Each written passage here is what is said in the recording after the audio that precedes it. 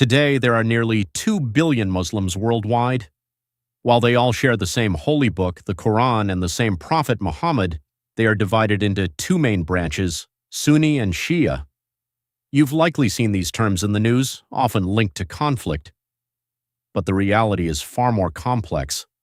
This isn't just a story of war. It's a 1,400-year-old debate over leadership, family, and spiritual authority. The split didn't start with a difference in prayer or the Quran. It started with a question of succession. In 632 CE, the Prophet Muhammad passed away in Medina.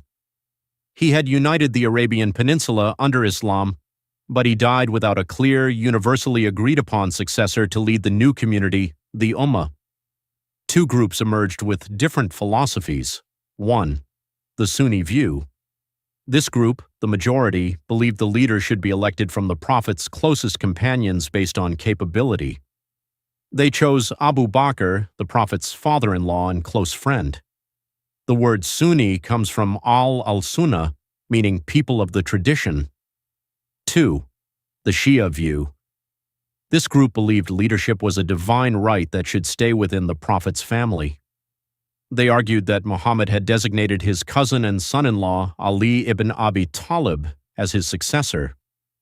The word Shia comes from Shi'at Ali, meaning the party of Ali. For the next few decades, the tension simmered.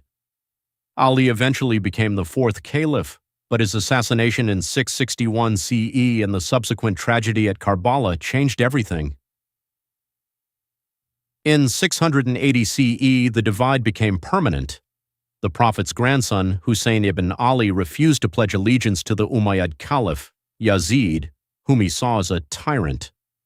At the Battle of Karbala in modern-day Iraq, Hussein and his small band of 72 followers were massacred by Yazid's massive army. For Shias, this was the ultimate sacrifice for justice against oppression. To this day, Shias commemorate this event during the month of Muharram, specifically on the day of Ashura. While Sunnis also respect Hussein and fast on Ashura for different historical reasons, for Shias, Karbala is the emotional and theological heart of their identity. While both groups follow the 5 pillars of Islam, they differ on the nature of authority. 1. Leadership, caliphs versus imams. Sunnis follow the caliphate. They believe the leader is a political figure who should be chosen by the community. Religious authority sits with the ulama, scholars. Shias follow the imamate. They believe in a line of divinely appointed imams from the Prophet's lineage who possess special spiritual knowledge. Most Shias are Twelvers, believing in 12 imams, the last of whom is in occultation and will return as the Mahdi. 2. Religious law and hadith. Both use hadith, sayings of the Prophet, but they trust different chains of narration. Sunnis rely heavily on companions like Abu Huraira and Aisha. Shias prioritize narrations from the Prophet's family, al-Bayt. 3. Prayer, salat. Sunnis pray 5 times a day at 5 distinct times. They usually fold their hands during prayer. Shias also pray 5 times a day, but often combine them into 3 sessions, noon, afternoon, and evening night.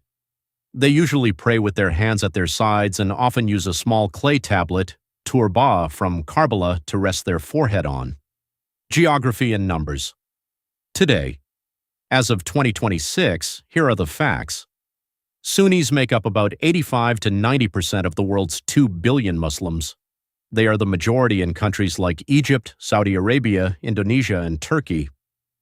Shias make up about 10 to 15%, roughly 200 to 300 million people.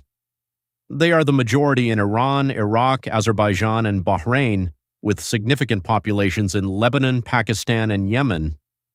It is important to note, despite the headlines, Sunnis and Shias have lived side by side, intermarried, and prayed together for centuries. Much of the modern conflict is actually geopolitical, a power struggle between Saudi Arabia, Sunni-led, and Iran, Shia-led, rather than a purely religious one. In short, Sunnis and Shias agree on the core, one God, one Quran, and one Prophet. Their 1,400-year-old disagreement is about who should have led after the Prophet and how that authority is passed down.